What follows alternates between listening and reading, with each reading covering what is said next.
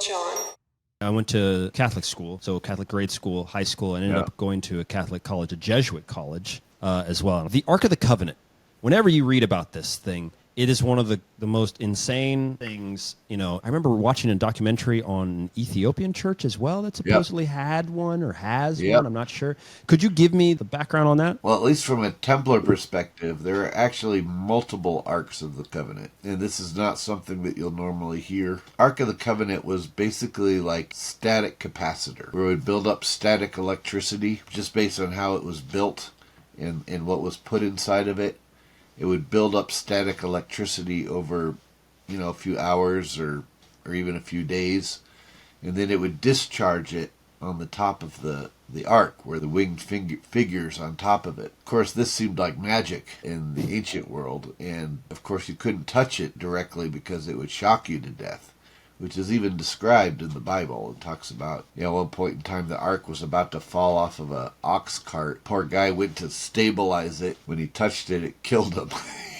So it was just that static discharge. These arks, and I say arks because they were not only in Jerusalem, could be found all throughout Egypt. In fact, all of the major temples of Egypt had one of these arks in them.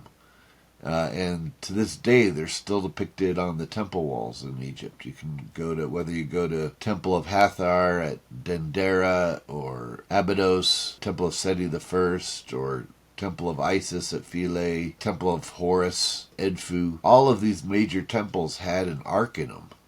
And this is depicted on their temple walls. From a Templar perspective, what we believe they were remnants of a technology, an ancient technology that the Egyptians were preserving.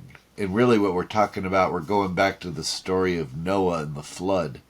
But we believe that there was just like Plato said, that there was an advanced civilization in antiquity. It got wiped out during the time that Plato said it got wiped out, which was during the Younger Dryas cataclysm. There were pockets of survival from that cataclysm, and some of them were preserving these arks, this ark technology. The temple over the centuries has managed to secure 6 of these arks, which we have in a secure location right now, but there were probably as many as 100 arks at one point in time in antiquity, I would believe. Wow. What was the main purpose of the ark? Just to give energy? Did it have some sort of metaphysical power, or is it just simply physical energy? It had a twofold thing. It broadcasted electricity within a region, certainly within the temples themselves. There's some speculation that an ark could have even been put in the Great Pyramid, and that the Great Pyramid would just then become this broadcast station to broadcast electricity within a region.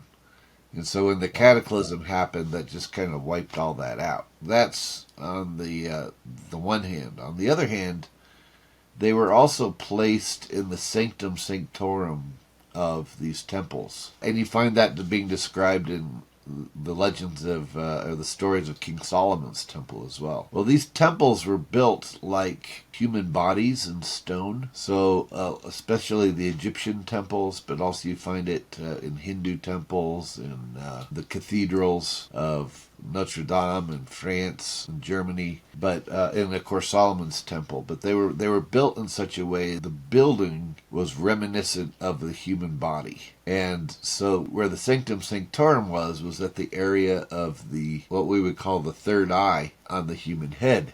And hence, in fact, this is the reason why these are called your temples, because that's where the temple is.